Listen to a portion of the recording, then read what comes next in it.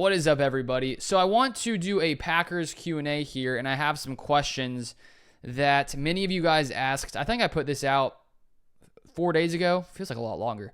But I put this out 4 days ago. I answered a couple of them already, but I want to scroll through here and answer some more questions that you guys have on the Packers. And if you have any more questions for me in the future, feel free to comment them somewhere, and I'll try to answer them at some point in the future if I have the time to. And so first off, we'll start off here from the Rogue Ewok. Says this: talk about Packers cornerbacks and if we should sign someone like Gilmore. I believe you're talking about Stefon Gilmore, who I believe is a free agent currently. The Packers cornerback room I think it's fine overall. I think that the Packers' decision not to draft a cornerback early was okay because of the other needs they had. I do think it would have made sense to draft a corner early in the draft, maybe even round one, to compete with Carrington Valentine, Eric Stokes for that opposing the other cornerback spot opposite of Jair Alexander. But I think that it shows that the Packers are not too worried with the cornerback room. They brought back Keyshawn Nixon, who can play in the slot. They drafted Javon Bullard, safety, who also has experience in the nickel, so he can play nickel as well. And then I think the Packers believe that someone out of Carrington Valentine, Eric Stokes, I think they think out of one of those two guys, one of those guys will be a solid starter in 2024. Carrington Valentine, anytime a guy goes from year one to year two, we should see some improvement, some steps forward there in that direction. And I think that Carrington Valentine showed a lot of promise in his first season, plays very physical. I love the style of play, his aggressiveness.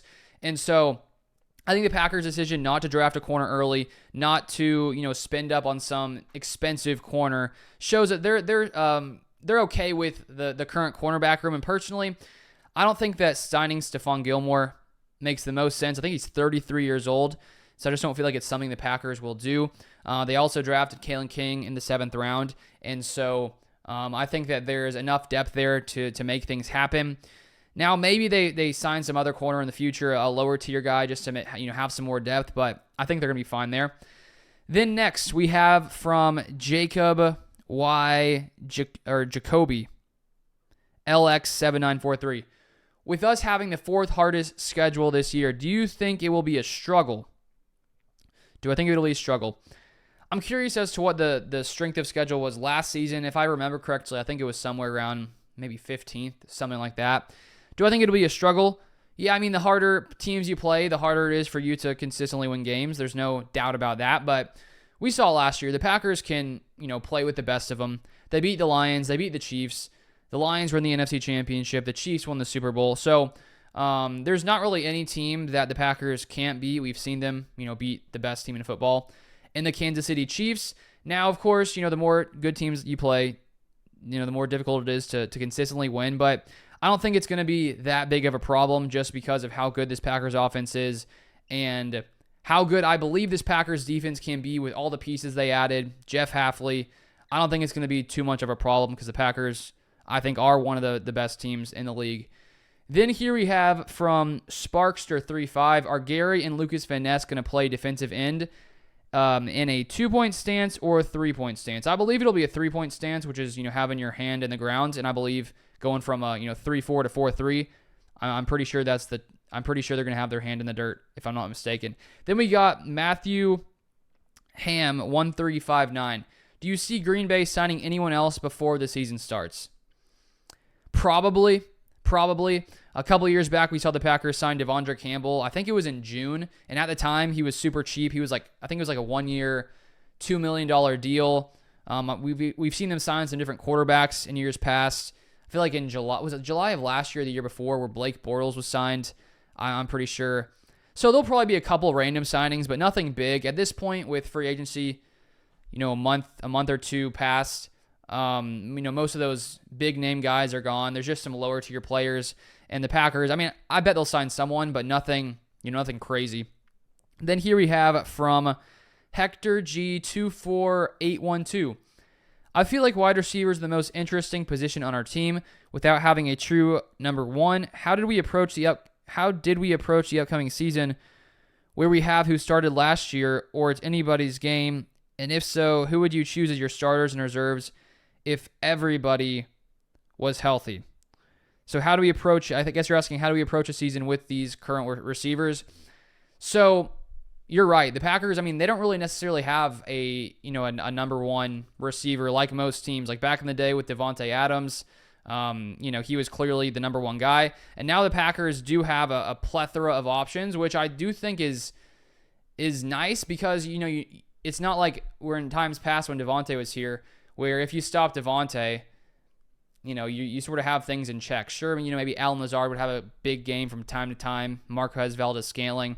But I almost feel like the Packers are more dangerous having the amount of receivers they have because they're all honestly at similar levels. And maybe we see someone, rise head and shoulders above the rest this year.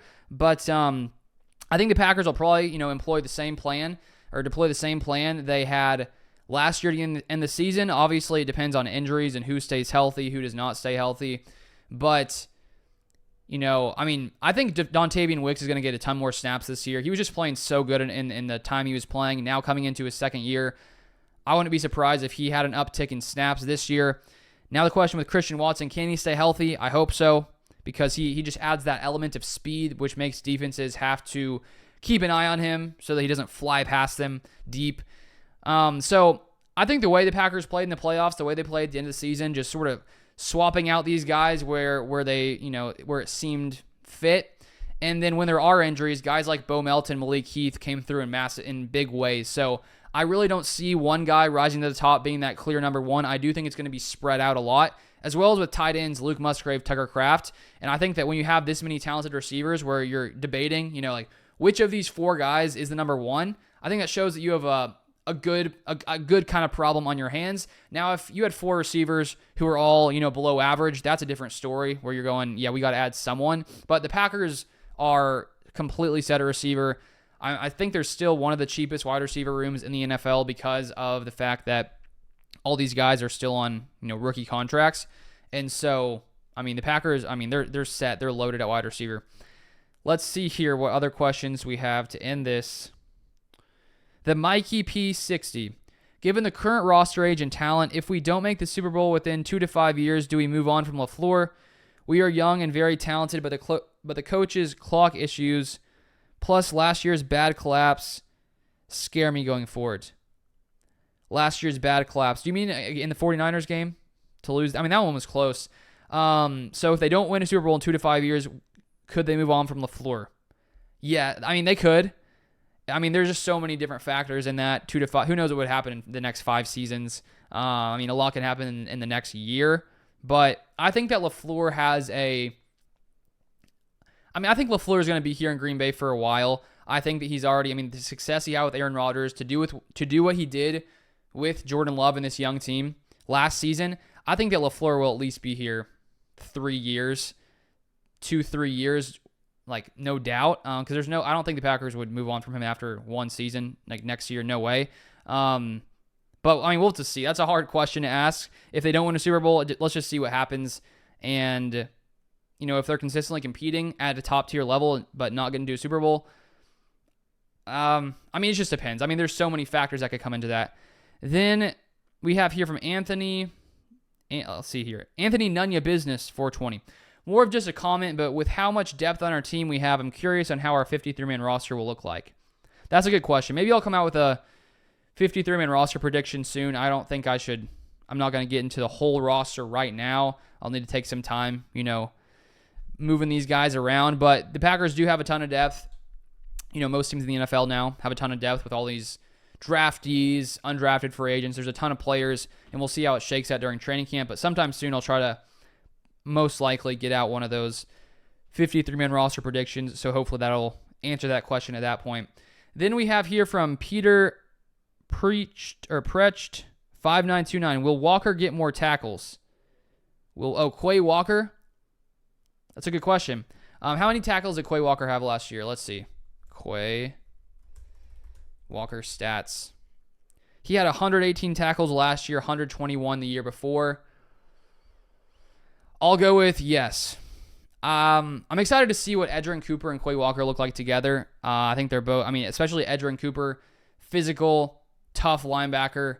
I really do think the Packers are going to have a better defense this year, just with Xavier McKinney, the pieces they brought in. I'm pretty excited. Yeah, I'll go with Quay Walker as some more tackles, a few more in this defense with Edgerrin Cooper. And I think, having a more aggressive defense where it's less, sitting back, sort of letting teams dictate things. It sounds like Hafley's the kind of guy where he wants his defense to, sort of set the tone, which I think will be a nice switch up from Joe Barry. Let's see if we have any more questions. So here we have from Shine Bright 3817 Kid. How confident do you feel in our cornerbacks, excluding Jair? Does Carrington Valentine take the next leap, and is Stokes done for? Yeah, with Stokes, if he can stay healthy, I think there's a chance he gets back to his rookie form. I think it's tough when you get injured to, you need to have some level of consistency playing to get back into, your form. And if Stokes can stay healthy, I don't see why he can't get back to how he used to play unless those injuries are affecting him, even as he plays. I'm not sure about that. But I think we'll have to see with Stokes, sort of a question mark. And Carrington Valentine, I think naturally going from his first season to second season, he probably is going to, pick up a lot of things this offseason that he can do differently. And I think just to have guys like Xavier McKinney back there at safety, it's going to make it easier for all these corners. And so I think the Packers' secondary is going to be better than last year. Then Brad Moore 9955. If Christian Watson keeps getting injured, do you think they will trade him? I think Christian Watson will play out his rookie deal here in Green Bay. And if the thing is with injuries, if someone is willing to trade him, the question is, who wants to bring in an injured player? But let's hope Christian Watson stays healthy. Let's see here. Someone says, Danny Hinton, who the player no one is talking about that you think will have a breakout season? That no one is talking about? I bet someone's talking about everyone. Let me look at the depth chart here and give my take on that. I think one player that's interesting on the offensive line is Donovan Jennings, who is an undrafted free agent, just because the Packers gave him, I think it was something like $100,000 signing bonus, or no, a $10,000 signing bonus, $100,000 in guaranteed salary. They clearly wanted him. I think that he could make the final roster. I don't think he's going to start. But that's one, I guess, sort of under the radar guy. I guess that'll answer that one. And then someone says, surprise cut candidates. Oof. Surprise cut candidate. That's a good question.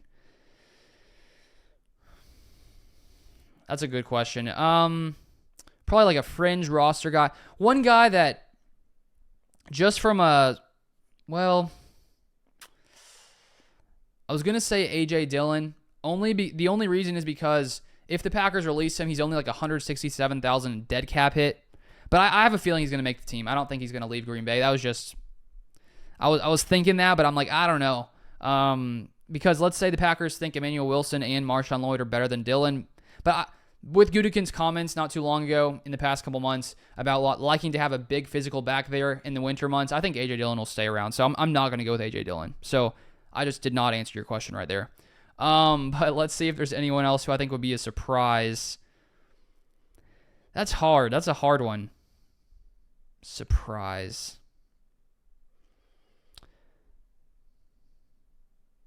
I'll have to think on that one. I clearly don't have an answer right now. Let's go to the next one. Do you think the Packers will beat the Bears twice again? Yes. Easiest question of the whole day. Okay, now the Bears are better. They do have Caleb Williams, Rome Odunze. I think it should be more competitive, but I'm going Packers owning the Bears again. That's my take. CL Freeman 7654. Who do you think will be the defensive MVP for the Packers this year? Defensive MVP. I'd say that comes down to Xavier McKinney, Jair, Rashawn Gary, and Kenny Clark. Best players on this defense. I'm going to go with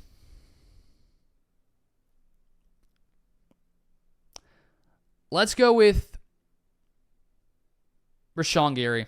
Let's go with Rashawn Gary having a monster year on in this new 4-3 defense. Let's go with Rashawn Gary. I think he's going to have a monster year. But I like those other guys too. And then here we have, nope, that's all of them. So those are the answers to all those questions you guys asked me. And I will do this again sometime soon. So thank you for watching, as always. And if you haven't subscribed, you want Packers content, make sure you subscribe down below. But I hope you guys have a great rest of your day, and I'll see you guys next time.